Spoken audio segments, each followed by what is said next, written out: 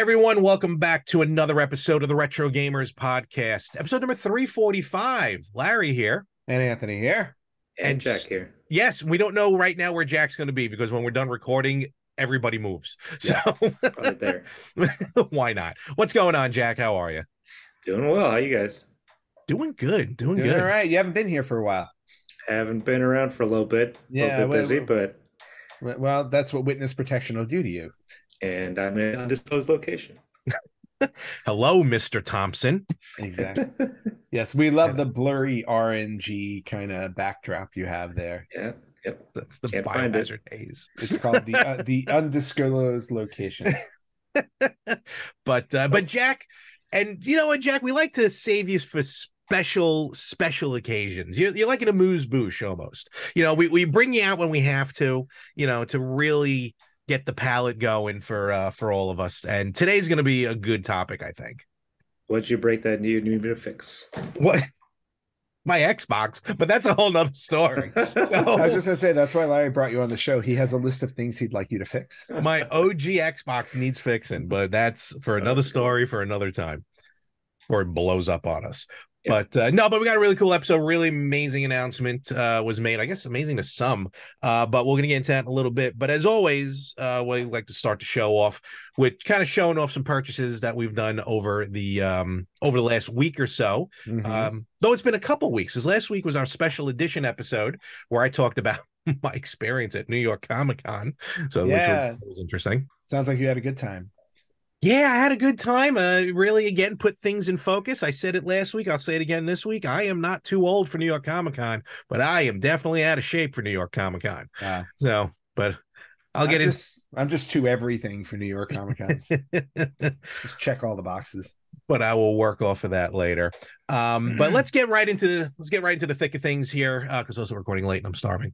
So we're going to talk about some stuff that we purchased over the last 2 weeks at this point. Mhm. I'm going to save mine for a little bit because it kind of rolls into our topic for today.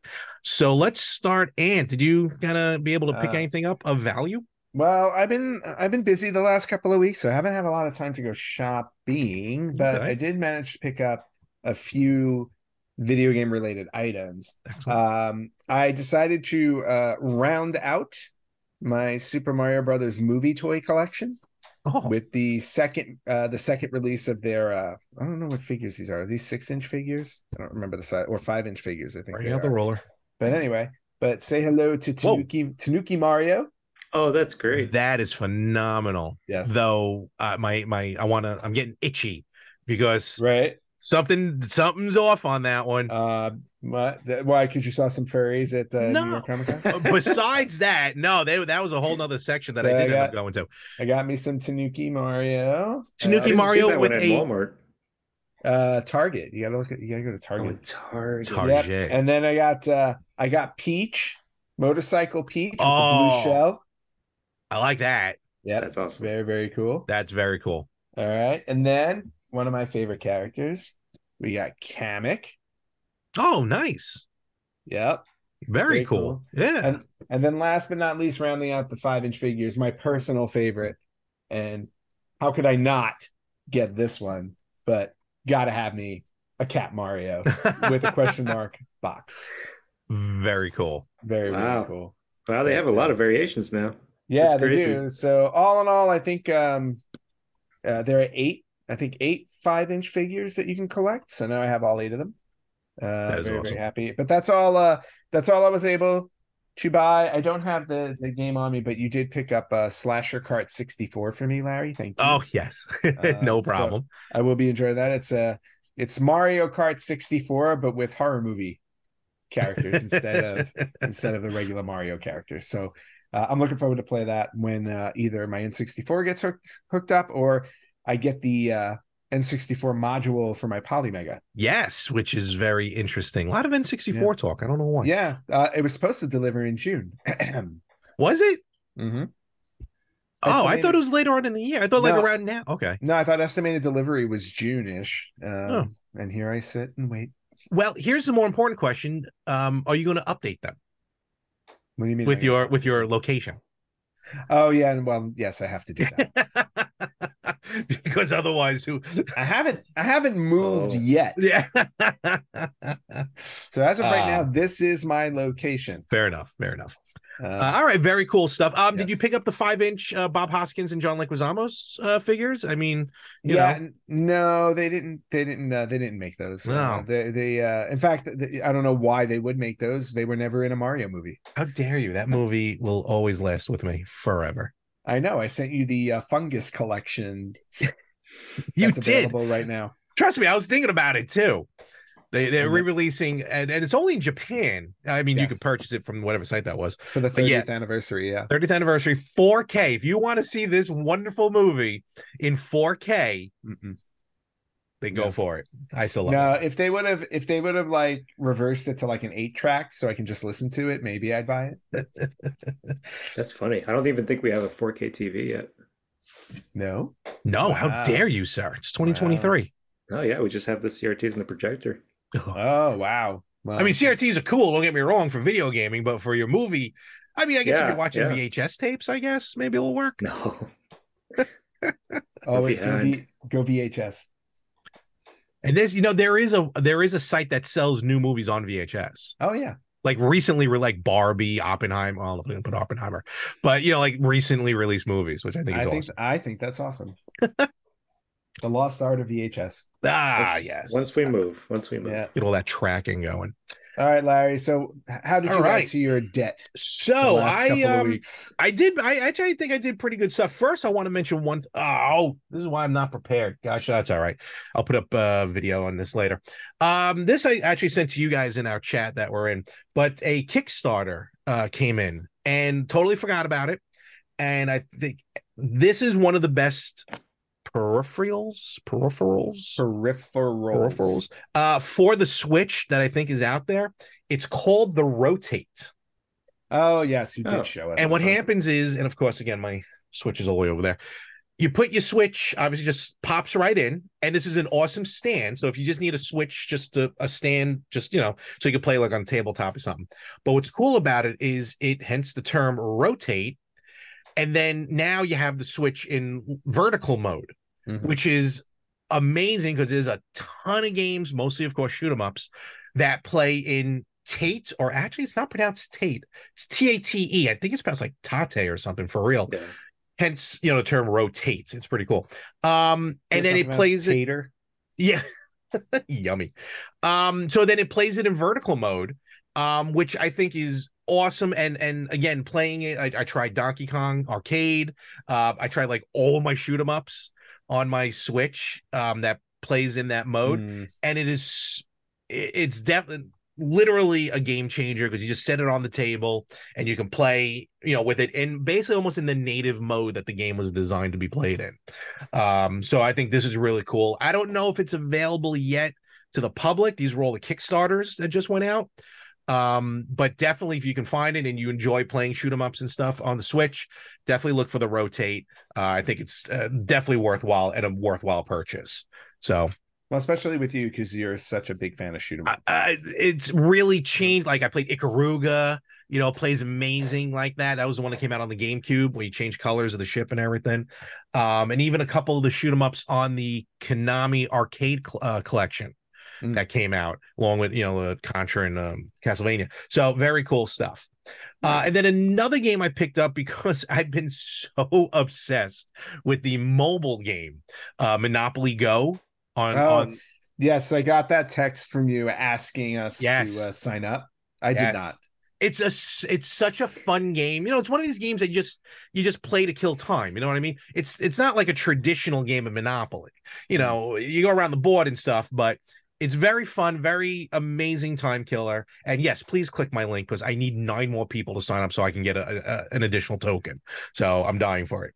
But with that being said, and this has been talked about a lot, I've heard, got one of the more definitive editions of Monopoly on the Master System. That's great. I remember that one. Yes, so some screenshots there on the back. Very nice. And not only that, but I mean, it is almost pristine.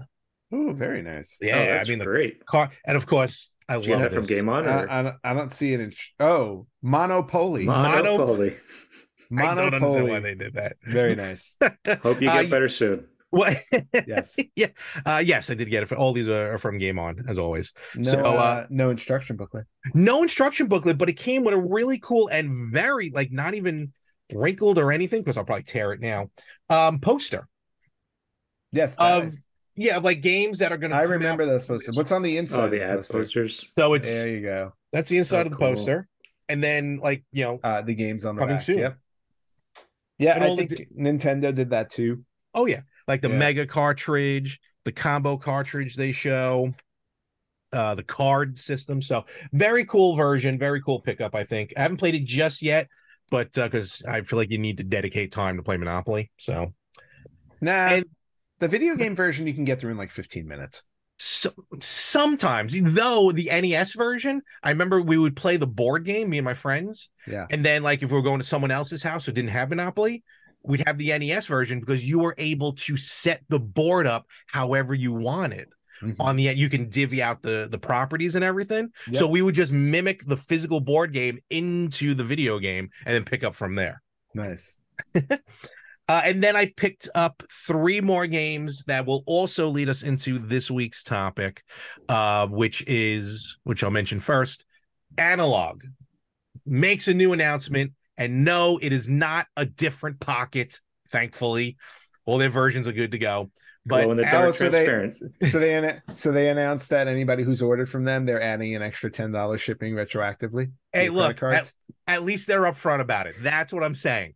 I know what I'm getting myself into when I order from Analogue, okay? I expect it. Yeah. But they have announced which at first it's a deceiving title, but then you can realize what it means later on. The Analogue 3D, which is their version of the N64. Mm-hmm. So their extra tagline to it, though, I question a little bit, just so you know. What? It's the secondary tagline is 64 bits of pleasure. Yeah, man. Just running all. I want to hear about these bits all over your face, neck, and chest. Those shipping prices, What? Hey, $18 now. Look, if the thing's going to be, that's not bad. They updated the shipping, so ground shipping is now $18. Overnight's like $30. And this thing's going to be at least $250, if not more, by the time next year when it rolls around. Look, I'll pay the $30 at that point. It's like, was it you, Jack, who wanted to order like the clear case for like $15, and they were going to try and charge you $30 shipping? Yeah. I abstained. So, but nevertheless, we're going to talk about that more in detail in a little bit. But first, I am now that it's been announced, starting to purchase N64 games that I need for my library. Congrats. So I picked up, and funny enough, 3 heavy hitters, in my opinion. First, the very first N64. Which one? Baseball? Did that come out on N64? No, you said heavy hitters. No, I know. Oh, baseball. No, I thought you said faceball. Remember I talked about that game a few months ago? Why would I say faceball? Because God help me if you remembered an old game I mentioned and you were trying to mock it. No. I was I know where you're at. I was being my usual self and you didn't pick up on it. No, I picked up you were being your usual self, but it was the wrong title. Well, that's because I'm always my usual self. So I picked up. All right, what are these heavy hitters? Edit in 3, 2, no. So I picked up the first N64 game I ever bought. And remember, folks, I bought this game a week before I bought the system. That's right. Turek. Cruising USA. Oh, Cruising great. USA. Yes. Good game. Yes, that game was out and the system was on pre-order. Nice. Next up, in my opinion, the definitive Star Wars game for any system, Shadow of the Empire. That was a great game. Game is phenomenal. And then finally, only because I was talking about it with my buddy when we were at the store. Actually, Felix was in, so shout out to Flexo Productions. And then I'm like, one of the games I want to pick up. I turn around and I'm like, oh, there it is. Mortal Kombat Trilogy. Nice. Cool. That was the version I owned too. I had the N64 when I did not have the PlayStation one. Yep. The best at the time, in my opinion, probably maybe in yours too, best Mortal Kombat game. Did they add at in the all the blood time. and gore at the time for Oh yeah, the it was card? on there. Yep. Yep. Yep. Okay. And they had a special code screen so you can do like one button's fatalities and all that stuff. I forgot about that. Yeah, I think that one was by far my favorite Mortal Kombat game. It was awesome. Was Trilogy. It was definitely awesome. And with that, and that's all I picked up. Definitely, I'm eyeing more N64 games again as we start to get closer to this release of the Analogue 3D. And let's bounce right into it. And we have Jack on the show, our resident Mr. Wizard. Yes. Maybe just to give us, look, we're not going to deep dive into the specifics of this stuff, but Jack, and you've been on the show before, and you've with the Mr. Project, that was really, you have one of those. And I remember you saying it, and actually just kind of reading it online as well. A lot of people always say how hard it was to try and emulate the N64 and things like that. I mean, again, through experience, we're not looking for technical information, but like, what was your experience with trying to get N64 on the Mister, or what you've read about it and stuff like that? Sure. So let's dive into the technical information. Oh, okay. It's cool. Well, we have to start there, and that's why it's kind of hard to emulate. I mean, it had an SGI graphics processor in there, so it was very, very specialized hardware. It had a very strong and powerful 64-bit CPU. I think it was like 100 megahertz or something like that. And it just had a lot of specific hardware in there that on a smaller FPGA, it's hard to put in there. So the Mr. Project is on a D10 Nano. And the D10 Nano is a small FPGA that Intel releases that people can build their applications and their hardware on. And so the Mr. developers saw that as the FPGA of choice to put their things on. But as all projects and as all hardware, these things deprecate, right? So now there's better hardware out there. There's more specific hardware. Like I'm sure you guys heard of the Mars project. And so that's a targeted platform for retro gaming on an FPGA. So it's giving, and we don't even know how that's going to turn out. From what I was reading, I didn't have time to kind of get up on that project, but it's going to be a much more powerful and much more updatable and upgradable way for the Mr. project to keep moving on to its next hardware iteration. I'm sorry, what? Yeah. So wait, you couldn't follow that? whatever cores that people are developing, like say an NES core, if you're not going to have an Intel D10 Nano because those are going to get the end of life sometime, and they're just getting more and more expensive. I mean, a development kit now has shot up to $200 or $250. I don't really remember. Wow. So hardware is getting more expensive and it end of life. So how do you continue getting those things on more modern hardware that's still supported? And so that's what the Mars core is, the next iteration of what we're seeing on that one. So that's why it's always been so hard to get the N64 on there. It's just such specialized hardware. That said, we were surprised when the PS1 started getting announced on there.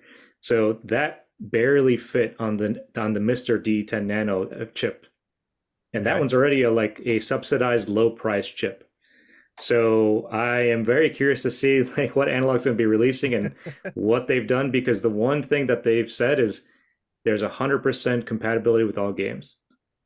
Yeah, so I saw that, and that surprised me. Yeah, that's a bold claim for any project. I mean, if it's targeted and there's some bugs or they've tested some, I'm not insulting Kev Tress's work. He's an amazing person, but that is a bold claim. So I'm excited. I'm sure they could accomplish it somehow, but we'll see how pricey that's going to be, because if you look at the shape of the thing they announced, they're kind of trying to keep the N64 shape going. It's thick. Yeah, which I like. I like that. But that's custom molding. You're not just releasing a box, right? So this might be a pretty pricey product. So at that point, don't say that. Yeah, at that point, is it worth more just to buy an original N64 and put a HDMI mod in it for most people? So that's the kind of trade-off people are gonna have to make when it comes out. Well, for Larry, he'll just get both.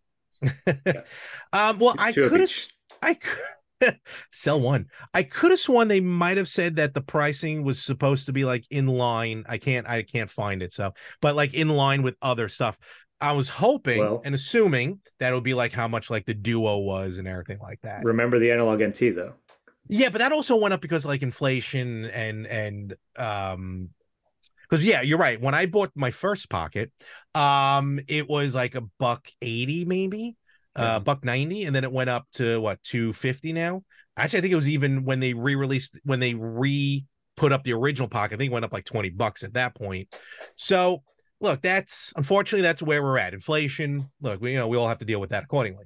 And But those are just things that we understand are just going to be built into the yeah, price, right? So yeah. whatever price it is, we're just everything we're saying is speculation because they've released no Oh, details. 100%. You're right. Zero. You're right. But I'm just wondering, with the price of FPGAs going up, what they use from a technical perspective, like how the videos implemented. Because one of the exciting things they talked about was the reference CRT Yes. things in there, which is great. Because if you can say, I want this to play on like a Sony PVM or something, Mm-hmm. and I don't know what kind of CRTs they're emulating or how, but that's extremely exciting and that's extremely hard to do. And that's the whole thing. Yes, and right now you're right. Like Jack said, there's no specific information. It's just, again, this is the first time we're hearing something like this from Analog. This is now the second clone system, not counting Mr. Projects or anything, but the second clone system to now move on to the Nintendo 64. The first one being the Polymega that Anthony's still waiting on, as he mentioned. Yep. But again, the bolt, no emulation. Again, that's Analog. Besides that, it's gonna wireless Bluetooth and 2.4 gig. It'll have 4 original ports for, of course, for original controllers. It will run off the Analog OS, which I think Duo might be on Analog OS as well. So this will be the second one. But again, no emulation. Now it will have 4K resolution, which a lot of people probably like. Well, me. Like, why would I want 4K? Again, it's an N64. There was no such thing as 4K back in the day. But apparently you kind of need to run the 4K to get that, to make it look as best as possible for the N64. You need to make those polygons look as sharp and blocky as you possibly can. It really is. It's basically the reason. You're exactly right. Yeah. And so another thing with 4K and why they're doing it is, and we talked about it before, I don't have a 4K TV just because we didn't have the room for it, right? So we didn't put one in, so we put a projector in the house instead. Mm-hmm. But as 4K TVs become more and more popular, if you have a 1080p resolution on there, TV's kind of upscaling that to 4K for you. Mm-hmm. So instead of doing that, you're going to see more and more devices coming out with native resolutions on 4K. Yeah, I mean, it's going to become standard. Don't get me wrong. I get that part of it, but it's just kind of funny how they're like really advertising it. And they should, because that's actually a really powerful thing to do, and that's actually something that's going to be future proof in a little bit. Oh, absolutely. And I'm quoting the Analog website: the first and only aftermarket solution supporting, like you said, Jack, 100% compatibility in every region: USA, European, and Japan. So that's also, and it loads in with all the other analogs. Again, they're all, they play all of them. I've yet to come across a game. I'm not saying they're not out there, but I've yet to come across a game on the Analog, whether it's an original game, a hack, a ROM, whatever you want to call it, that has not run on these systems, which is why I love them. And again, look, you get what you pay for, and I don't mean that in a bad way. I'm meaning, you're paying for them, but in my opinion, and I'm just the schmuck who's buying them, I don't know the deep dive into it, it's like owning the original systems. So that's why I'm curious how this is going to go about with the Analog, with the N64. Yeah, and these are not large scale operation companies. So what you're paying is for like a smaller scale operation to give you a quality product. Oh, of course. Which is going to be more expensive. I mean, if they're producing millions of units, the cost would come down. But unless they're doing that, they're not doing that. They're not going to be doing that.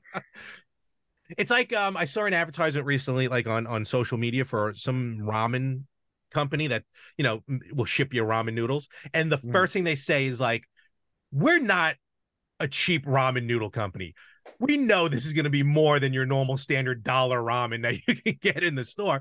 But again, they're saying, even though ours is more expensive, this is what you get with it. They go into the details and everything, blah, blah, blah. Yep. So I think that's what it's going to get out of this. Now, the 3D name, when you first heard Analog 3D, like, did anything come to mind? Did N64 even come to your mind first before you realized what it was? No, I knew immediately. Like, I definitely had a different response to that when I saw 3D. I immediately thought they were going to start releasing 3D movies. That'd be cool. That'd be really cool. I thought they just went back and backfilled things. So I no. thought they said, you remember when even the Genesis had the Master System had the 3D goggles on there. So I thought they were releasing 3D support for like that kind of stuff. For old games. Yeah, no, none of us thought what you were thinking, Larry. And because nobody would want to. No company in their right mind would waste their money to come up with a 3D console for 20 games. Oh man, we're gonna get him a Virtual Boy for his birthday. He's gonna. I have a Virtual Boy. Larry has one. Sure it still works. No, Anthony.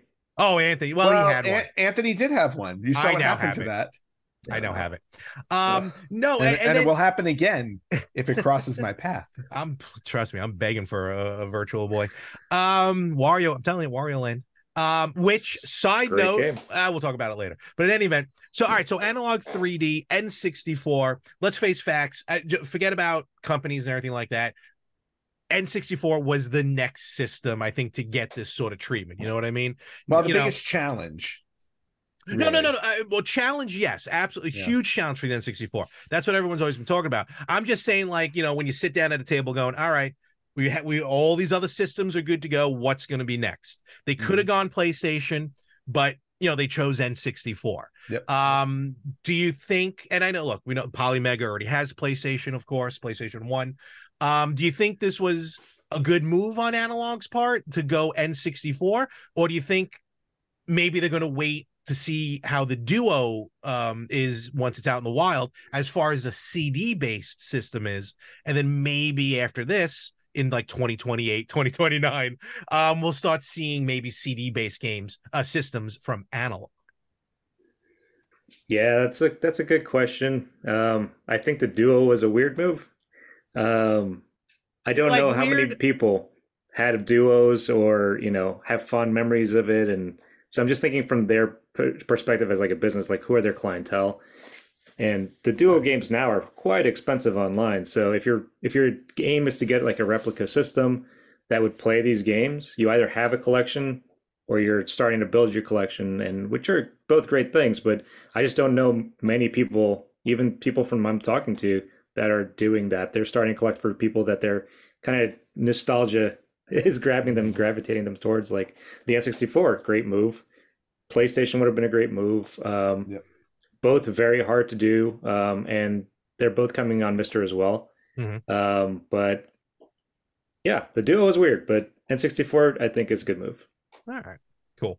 And with that being said, and we'll move, and hopefully, Ant, you get your Polymega, your Ultra 64, because I want to see how that holds up. And I'm sure it's going to hold up well. Don't get me wrong. Yeah, I don't think they would be coming out with it unless it did hold up well, because so far their track record's been on point. No, definitely. I have a very small, I mean, besides the 3 games that I showed before, I only have 4 N64 games otherwise. Oh, really? Yes, but they're, and I kind of forgot what they were because I haven't had a chance to play them, but they are, and trust me, they really, with these 4 outside of the 3 you showed us. Yeah. Okay. With the 7 in total that I have, I think I could be locked and good to go with maybe 1 or 2 other games that we'll talk about. But I do have Ocarina of Time. Awesome. Nice. I do have Super Mario 64. Cool. Which, again, this is not my original. Well, none of these are my original. But I went to 119 out of 120 stars on my original Super Mario. And then I needed money for something. So I went to Funko Land, or EB probably at that point. I'm like, here you go. Well, I'm never going to play this again. Now you're going to have to do it again. And then, of course, the 2 big hit. No Mercy. And Revenge. WCW NWO Revenge. Nice. I mean, I still need WrestleMania 2000, but but so I have a good little collection. As I say, I'm looking at my list right now. I didn't realize I had that many. I have 33. Wow. There you go. Yeah. And of those 33, 8 of them are wrestling games. Oh, probably a bunch from Japan when you went. No.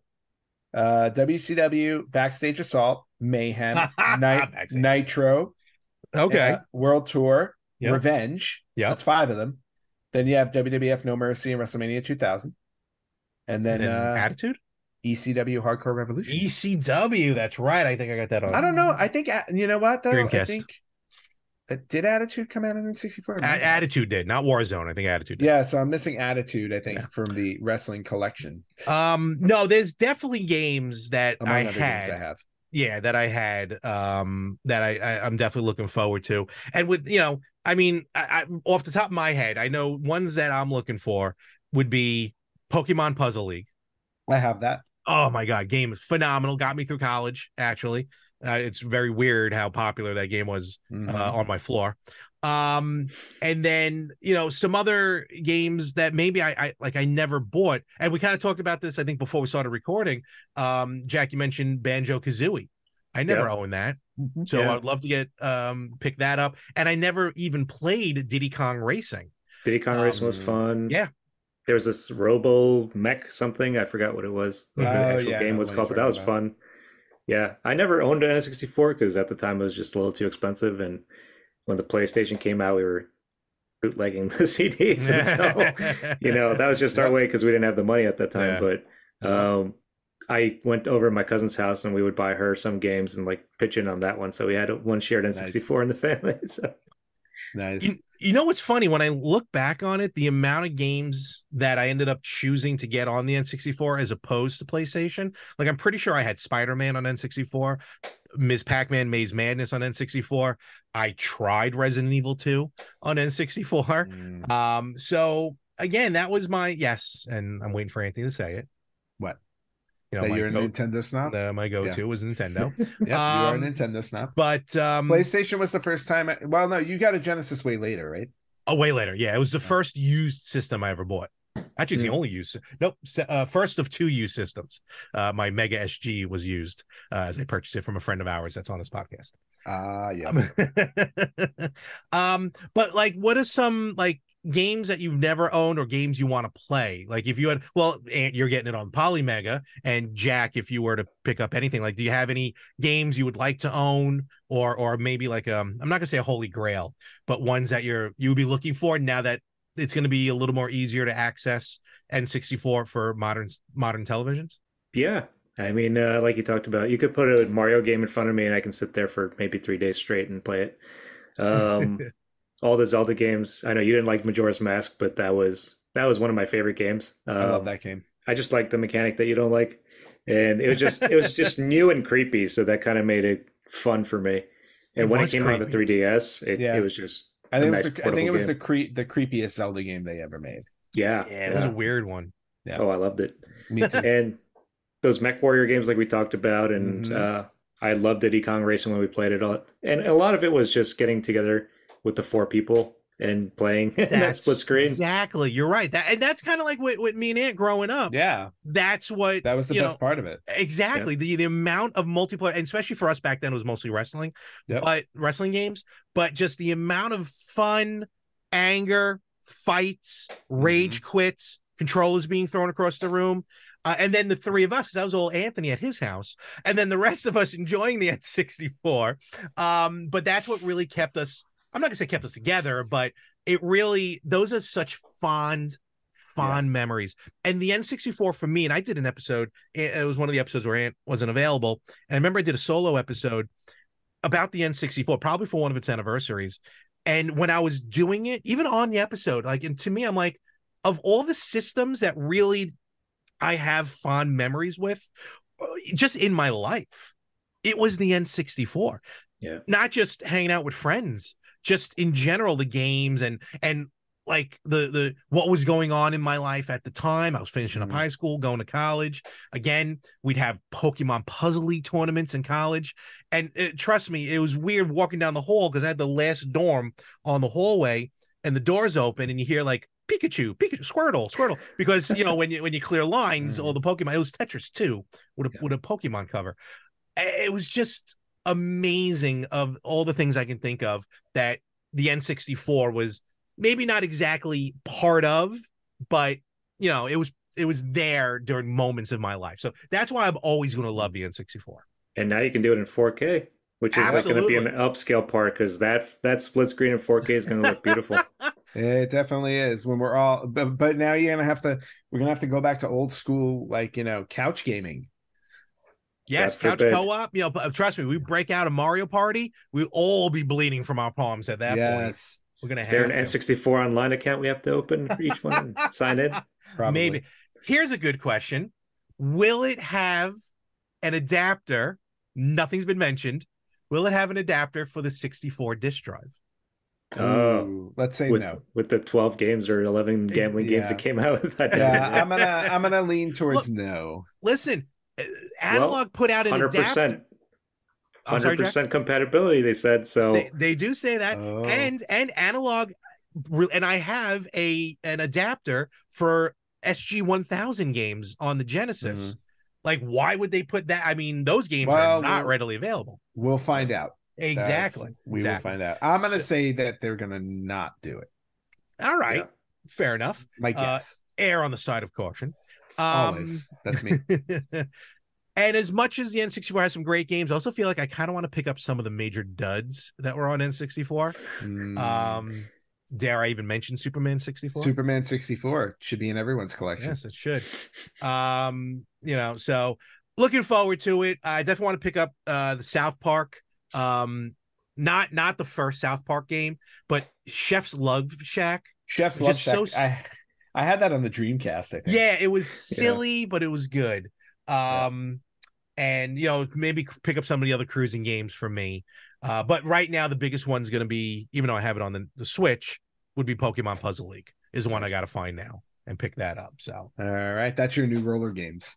That yes. Oh my god, I'm loving roller games right now. Okay. So and then dare I try and find Clay Fighter Sculptor's Edition? Oh, Clay Fighter. If I have like $700 to drop. That thing's going for crazy amounts of money right now. Insane money. Insane. Ridiculous. So you have a better chance of breaking into an old Blockbuster and finding a copy hiding in there. There's one left. Or the current one over there in Oregon. Yeah, but I'm saying go to old locations where a Blockbuster used to be. No, I know, right? Yeah, totally. And were hockey games good on the N64? Did you have any? No, I don't think I did. You know why? Because at the time, you weren't into hockey yet. No. I was. Okay. I was totally into hockey. But I was playing hockey on my PC at the time. Fair enough. Because I thought it ran better on the PC. Yeah, it did. Trust me, yeah, probably did. Yeah, all right. And then I got into it later. I think on the Dreamcast. I think NHL 2K. Oh yeah, right. Picked it up. I might have had that too. All right, awesome. So, and then one final thing to mention, because someone had mentioned this, a follower of the show, a good friend, Eric Hale.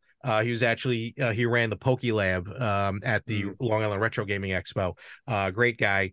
He had mentioned, and again, this is all in jest and everything like that, but how FPGA is a form of emulation. And he goes into a really good description of what he's talking about. Don't get me wrong, Eric, you nailed it. But me and Ed have no clue about it. Jack, would you say that as well? Even though, is this false advertising with no emulation?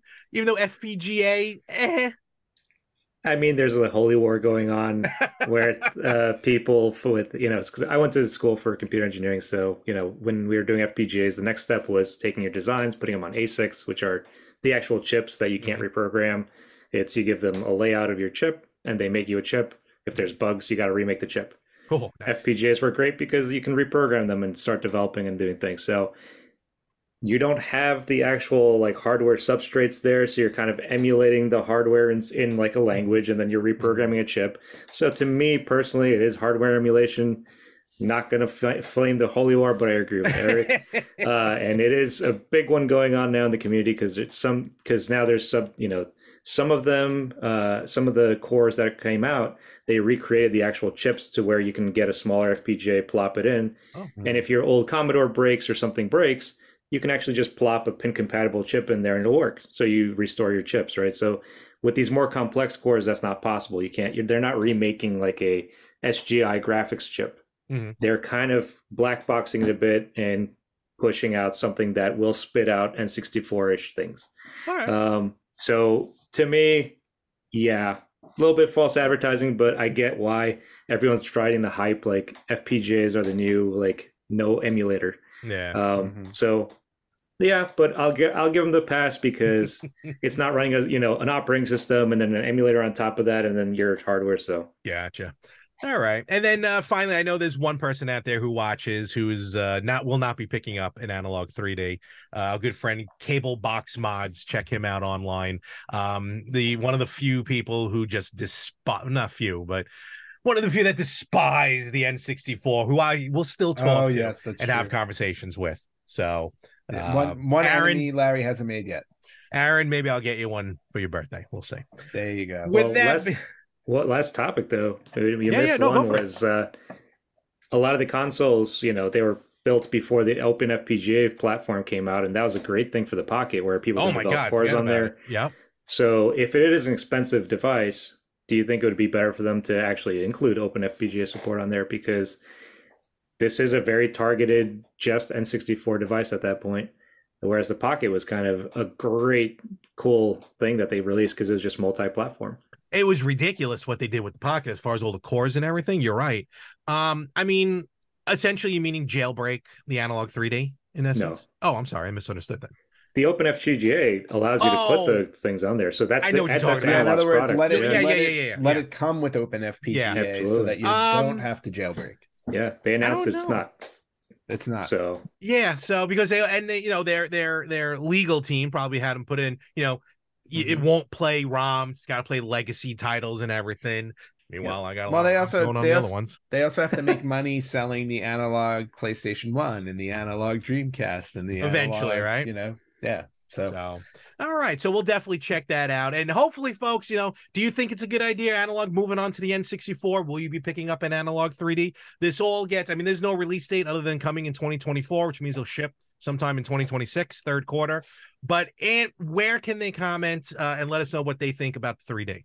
All right, you guys can contact us, talk about us, which is always fun too, at facebook.com/retrogamerspodcast, on Instagram at retrogamerspodcast, on Twitter X. at retrogamerspod. You can listen to us wherever you listen to podcasts. You can watch us on YouTube at retrogamerspodcast, or you can email us at email@theretrogamers.com. Yes, and with that, we're going to move on right now. Coming up next, or right now, actually, because there's no commercials. What am I talking about? Nope. Edit. Let's get into our game of the week. Ah, yes, the game of the week, which was announced 2 weeks ago. It was. So it was actually more timely at that point. It was, but it's still October. You know what I mean? It's still still October. Scary It's it's all scary and spooky and all that stuff. So the game of the week that I chose 2 weeks ago was Friday the 13th for the Nintendo Entertainment System, since that week was Friday the 13th. It was. So Larry, did you ever play this game before? I never deep dove into it. I never owned it. Okay. I definitely rented it probably a couple of times, but I wasn't interested in the movie series, so this one never really struck me. Don't tell Josh that from Victims and Villains. But that was a great episode, folks. Go check out Victims and Villains. Anthony was on talking about Freddy versus Jason. Love that movie, and maybe one day they'll talk about Freddy versus Jason. Such a fun piece of trash. No, I love that. I love that movie. But no, I never deep dove into this game until this last couple weeks playing the game. Don't get me wrong. I didn't beat the game. I didn't get far into it at all. But I played enough of it where I learned some more things about the game that I don't even remember hearing about in reviews. Interesting. The only really depth of the game that I knew about was from the Angry Video Game Nerd episode, to be honest with you. Okay. Funny episode, great episode. So, I start the game up. Obviously, you pick your camper, trying to maneuver through that map, takes a few moments to get acclimated to. Mm-hmm. But like I learned things like you don't just you get other weapons in the game. I always just got the rock. And I never really found like the knife and maybe other weapons. Machete. Yeah. Because when you start the game up, it says you have to light the fireplace. Mm-hmm. So now I'm looking around for fireplace. I got the lighters, looking around for fireplaces. Campers are dying left and right. Mm-hmm. But I got to points where like I've gotten lost in the woods before, but I never made it to the boat where you can go across the lake. Mm-hmm. Yeah, no, this is you have to save the children. Well, I know that, but still, I didn't know you can cross the lake like that. Okay. And then like through trial and error, I figured out where you can find Jason, on the map. with the blinking cabins and everything. Yep. But the biggest thing that got me was I get to a point on the map and then I couldn't go any further. So I'm like, that's weird. It's a circular map. Why can't I move forward? I didn't realize you can fight Jason on the dirt roads. Yes. That was a first for me because I'm like, what is going on? Why is Jason outside of the house? And why is he attacking me? So that was a new one. Yeah. So, well, I mean, Jason's allowed to go wherever he pleases. No, clearly. But I'm always, but I never even seen that in reviews online and magazines. You pretty much when he shows up on the dirt road, you're gonna die. Oh, it was 2 seconds. I didn't know what to do. I couldn't jump over him. It was ridiculous. But I'm so used to knowing about the fight where you fight him straight on, which actually, of course, he did pretty good. Actually, I defeated him in that way. Oh, nice. So yeah. But again, it's a fun game once you figure out how to play it. But I didn't get far into it, but I enjoyed taking time with it for the first time ever. And enough where I think I'll go back to it and try a little bit more. Oh, interesting. All right. Yeah. All right. Well, I'm glad you did enjoy it because most people don't. Jack, do you have any experience playing Friday the 13th for Nintendo? Yeah, you and me and Rich played it that one time. Oh, that's right. That's right. I forgot about that. Did you have any idea what was going on? Not my favorite game. Definitely not. Well, and most people don't like it for what it is because it's a hot mess. It really is a hot mess. My experience with this game is obviously I've been playing it since I was a kid. I had it as a kid because I was a big horror movie nut, even little Anthony was. So and I remember how challenging it was because it's a pain to figure out. And to be honest with you, like it's very repetitive. So it does have that issue all the time. At some point you just get fed up and you let the children die. It's like whatever. But now I'm at the point where like I can finish that game in like 15 minutes or less. It's a short one, yeah. Yeah, it's a very short game, and that's another problem too with it because like especially you're going to spend $50-$60 on a game, and then it's over in 15 minutes. Yeah, right.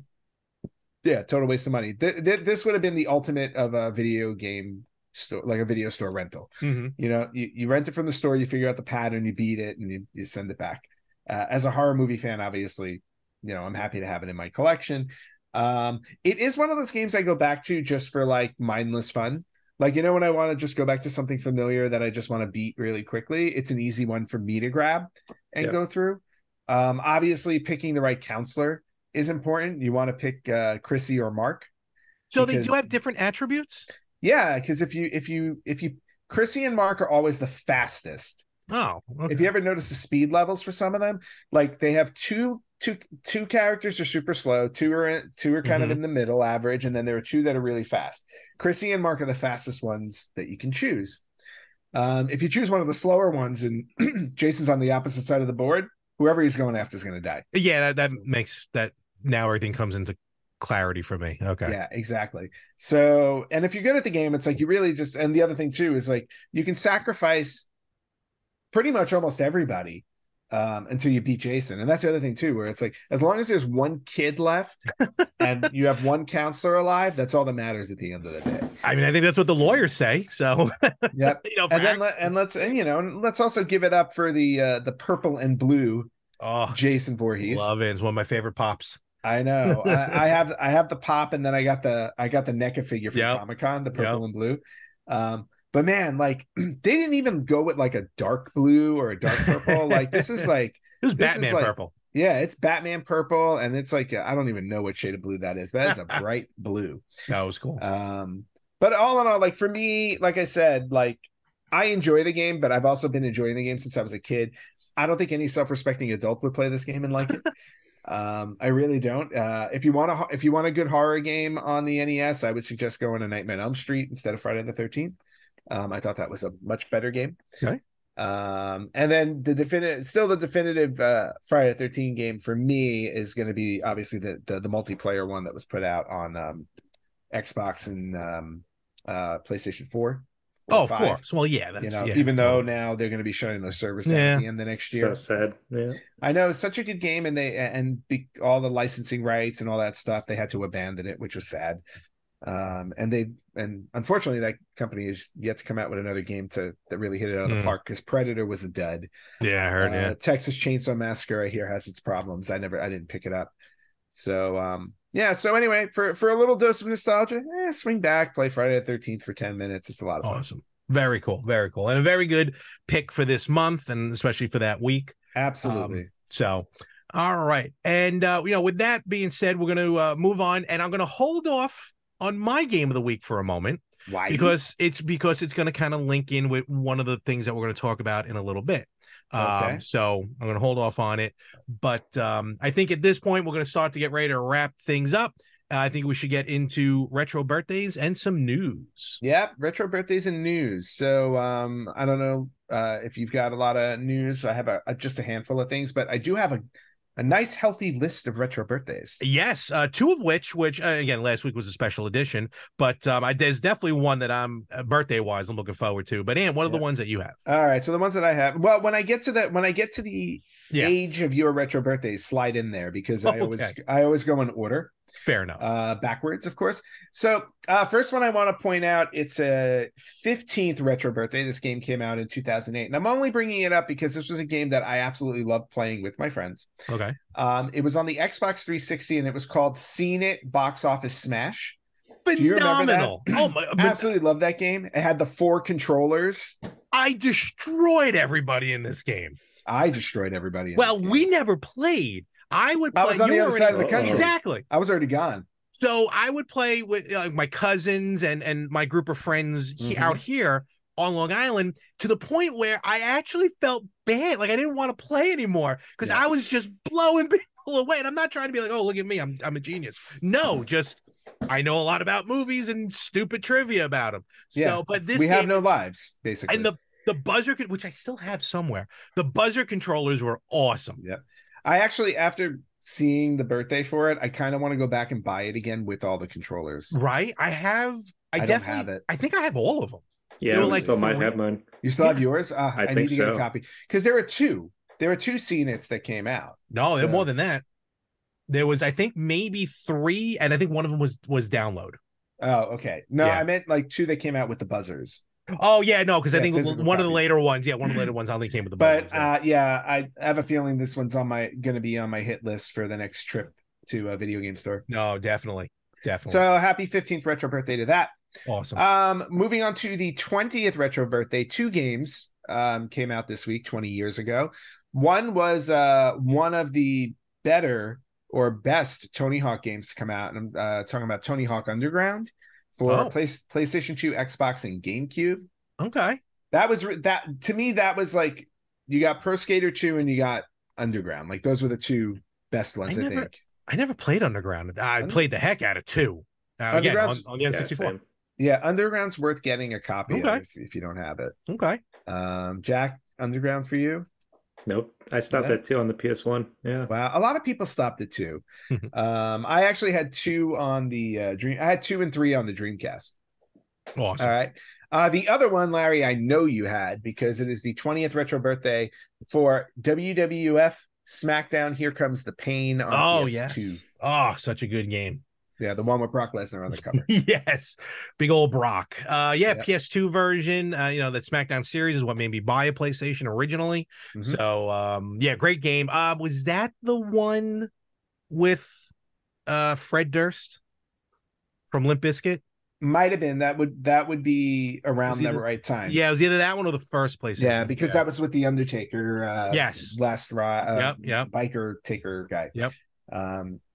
All right, so 20th retro birthday. Now jump into 25th retro birthday, and I think, Larry, you have 2 for 25th. I just have 1.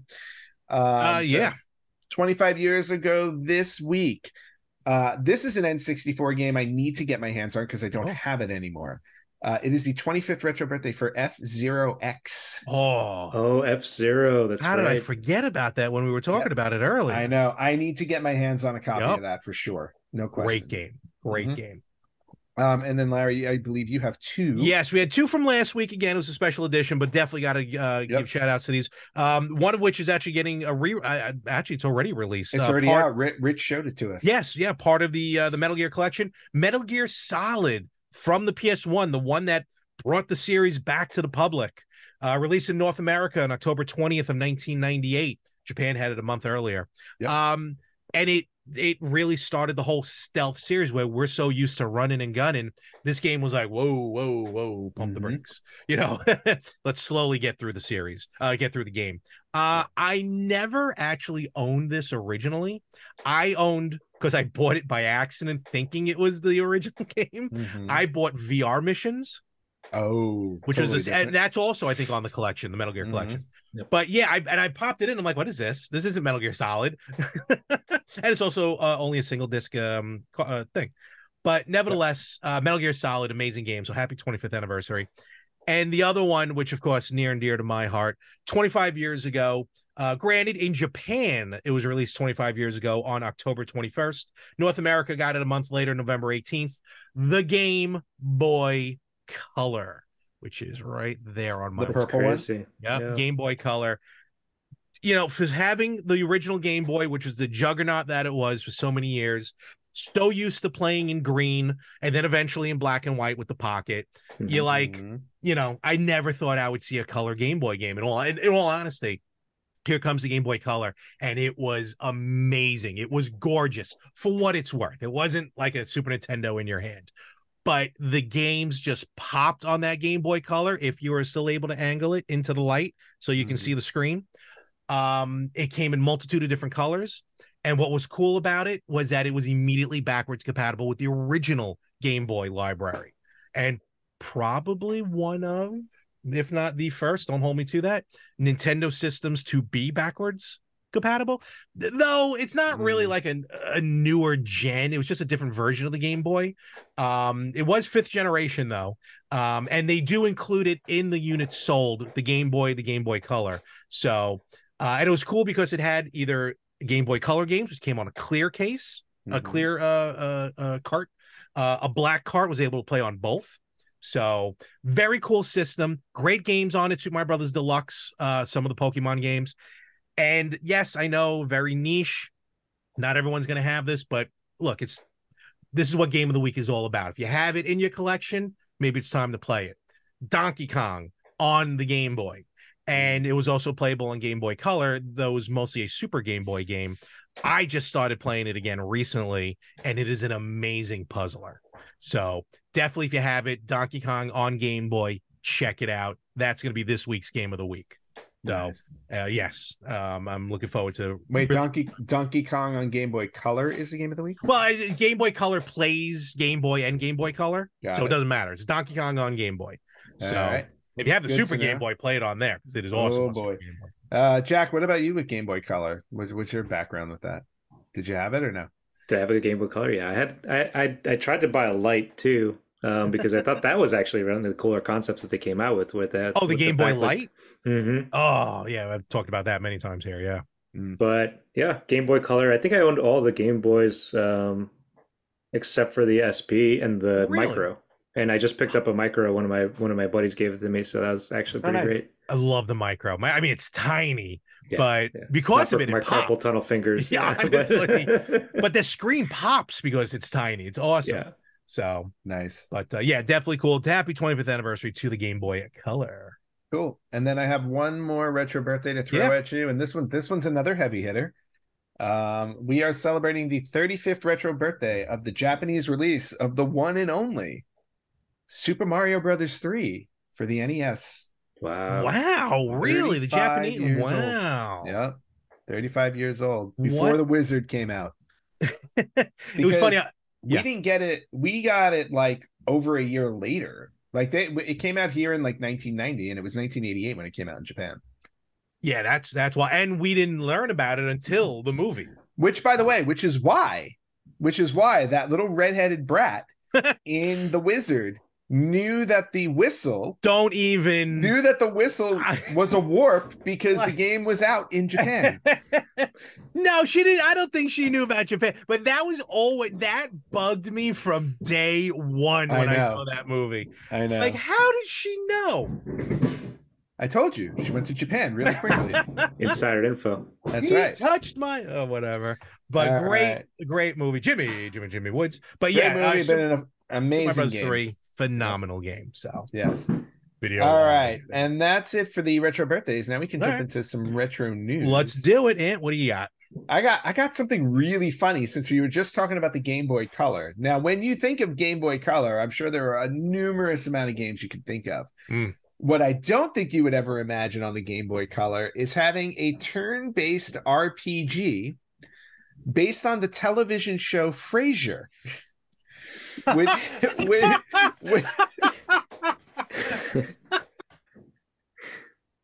So what happened was, any more context on there's okay. So a creator named Edward LaBarbera picked basically several years ago, an illustrator created some packaging and a logo design for a game called Frasier Fantasy, a knock on Final Fantasy. Okay. Right. So now, recently, this creator named Edward LaBarbera, who I guess knew about this cover, decided to create a turn-based RPG of Frasier for the Game Boy Color. Amazing. The game was developed with the Game Boy Color and Analog Pocket in mind. Always. And it sees Frasier completing tasks for several characters from the show in order to get ready for a dinner party. Look at the cover of this cart. Hold on. Okay, keep going. Is there a physical release being done, or it's on go Ant. I'm sorry. No, go ahead. I was gonna say you can download it on how you pronounce it? itch.io. Okay. Yeah, you can download it. The description of the game is: experience the thrilling adventure of living an evening as Dr. Frasier Crane. Fight for your antique silverware. Sneak through the live-in help's bedroom. Attempt to throw the ultimate dinner party. This is phenomenal. Look, he's sitting down with Eddie. He's talking to Eddie the dog. Yeah, so I need. Oh my god! I need this game. This is fun. I think you can actually play it in the web. We'll put a link in the description. Yeah, I think you can play it on web. Yeah, but you can also you can download it for your Analog, which I am doing which you're going to do right $2. No, worth it. It's worth it for Frasier Fantasy. No, it is. Yeah, you need it absolutely. All right, I thought that was just a great. That is amazing. All right, moving on to interesting. The fashion retailer Zara. You've heard of Zara? No, you never heard of Zara. Okay, so they're a fashion retailer. I've heard of them because of stuff I do in the business. Gotcha. This is just very random. They are selling Sega Master System phone cases. What? Yeah. So they're just it's a phone case. It's not like a phone. It's not like just a thing you put around your phone. It's actually a case that you slip it in. Yeah. It's got a little shoulder harness so you can carry your phone around. It's very, very strange and random. But it looks like the Sega Master System controller. That's cool. Yeah, so interesting, different, a bit odd if you ask me. But if you want to carry your phone in like a zipper like case, grab yourself a Sega Master System case from Zara. Will do. Check that out. I don't know. Weird. Okay, so another bit. We talked about we just mentioned Super Mario Brothers 3 turned 25. 35. I'm sorry, 35. It's older than that. 35 years old in Japan. But this was a bit of news that I thought was kind of funny. We all know after you beat a level or several levels on the world, you had a roulette game where you had to match up like a star or a mushroom or something, and you got one-ups. Yeah, the face, right? Yeah. Little did we know, it was just discovered that roulette game was rigged. Oh, what? We all knew. What? Well, we knew because we always struggled to get through. Although I will say this, I always managed to get the mushroom and get a 1-up. Like I figured out how to do it. But otherwise, I feel like I did too. Yeah. Otherwise, they looked it up and they said the problem with the bonus game and what makes it so difficult is that the presence of a rigged delay state, which occurs prior to the tiles slowing down. It's completely random in length. It makes it almost impossible to match all 3 panels based on skill alone, because every time you go to play the game, the input and timing required will be different. Toad was a scammer. Toad was a scammer. Yeah, and the sad thing is, it's not like Toad took anything from you, except like your joy. He He took basically my made you childhood sad. now, yeah. Yeah, he basically made you sad that you couldn't get free lives. That's his version of 3-card money. Yeah, so basically, if you were wondering your entire life why you couldn't figure out the rhythm to that game, it's because it was made that way. Is this now a Mandela effect? Man, and maybe we never actually did line up those pictures all the time. Oh no, because I feel like I know of course I you do, but I always feel like I always lined up the flower, and now maybe I didn't. No, see, I always lined up the mushroom because I would always get one up because the flower gave you more and the star gave you the most. Oh, I know, yeah. So it's like Berenstein versus Berenstein. Yes, exactly. All right, moving on to the Sega Dreamcast. Apparently, it was recently discovered. I love all these recently discovered things. It just happens like so many years later we discovered this. So recently, footage of a canceled Dreamcast RPG named Metal Max Wild Eyes was discovered. It's a great name. Yeah, exactly. So just on last week on Twitter, the Dreamcast Saturn fan Raleigh alerted his followers their followers to the discovery of a 5-minute video, which has gameplay from a prototype of this abandoned RPG. The video's been online for 2 years, but nobody really noticed it. And now all of a sudden it became a thing. Well, welcome to our world. Yeah, exactly. So you can go online and check out this RPG, Metal Max Wild Eyes. It's got 5 minutes of gameplay. And now that they've discovered it, I wouldn't be surprised if somebody tries to finish the game. There was a version. Well, it was kind of base Metal Max Xeno, XENO. That was on the PS4 and the Vita. It's not Wild Eyes, don't get me wrong. Right. But it took elements from Wild Eyes. But the original game, this is really cool. This canceled original game. This I gotta watch. Yeah, so I thought that was really interesting. I never really got into role-playing games on the Dreamcast. No, same here actually. I don't think I played any RPGs. Yeah, I don't remember really any, but they probably were. Well, I remember Dreamcast kind of had a limited library. Yeah. Sports. Even though it was an awesome system.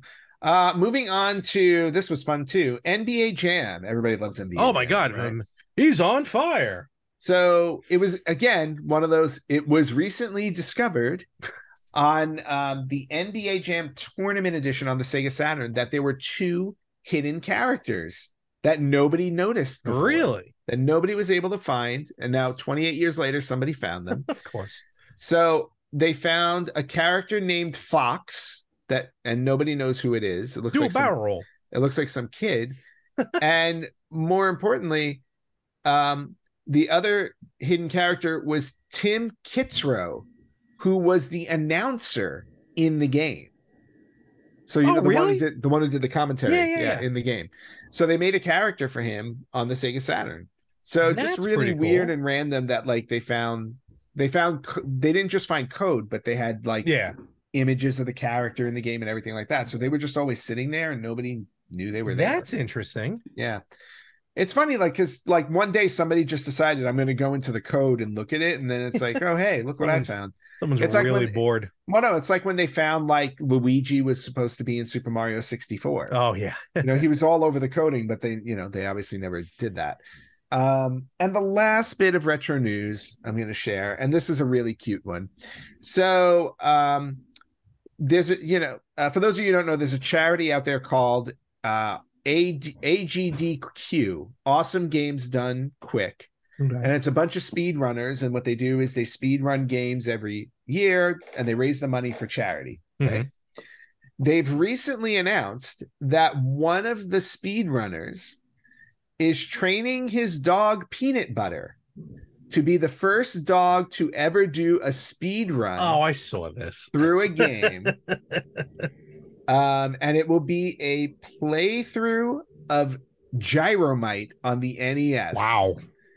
And Peanut Butter will be attempting this feat in January. So if you like awesome games done quick, if you like the NES, or if you just like dogs, this may be worth checking out, because let me tell you something. Something to crush the souls of a lot of casual gamers is to see a dog beat a game faster than you can. Hey, First and don't foremost, knock peanut butter. I was gonna say I am pro peanut butter. He's I'm all in trading. his corner. He's trading. that is the greatest name for a dog ever. And this guy doesn't have a younger dog named Jelly. He's doing something terribly wrong. But now I'm excited. Go peanut butter. Do it, buddy. Yes. All right. And that is all I have for retro news this week. All right. And with that, we're going to wrap things up then. So, Jack, thank you very much for being on the show, giving us some insight on and saying things that we had no idea what you were talking about. But it was. I actually followed you this time. I was very proud of myself. I'm rubbing off. Yes. So, well, thank you for being here this week. Really appreciate it. Yeah. Thanks for having me. You have anything to plug? Do you do anything? I'm cleaning my house. Home repairs. If you want home repairs, drywalling, and whatever you want. He'll be on Angie's list. Actually, since my uncle and I was talking before, we did trade games, and he did love the Mario series, and that's what we bonded over. Oh, cool. I did find some of our NES games up here, so I'm going to bring those back. Yeah, that's actually. Oh, that's awesome. Any major just out of curiosity? I mean, if you don't remember, it's okay. But... I don't remember the other one, but the other one was the monkey surfing game you hated. Oh, TNC Surf Design. TNC Surf, yeah. He told me that last week. Yeah. Nice. He's like, we were talking at the thing, and he's like, I found some game with a monkey, and he was surfing. Yeah. I'm like, TNC Surf Design? He's like, yeah, that's it. Throw it away. Can't remember the title of that ever. Yeah. Awesome. Terrible. All right. Well, again, Jack, thank you very much for being on the show. Thanks for having me. And as always, thank you. I'll see you next week. Of course. And we will catch you everywhere next week on the Retro Gamers Podcast.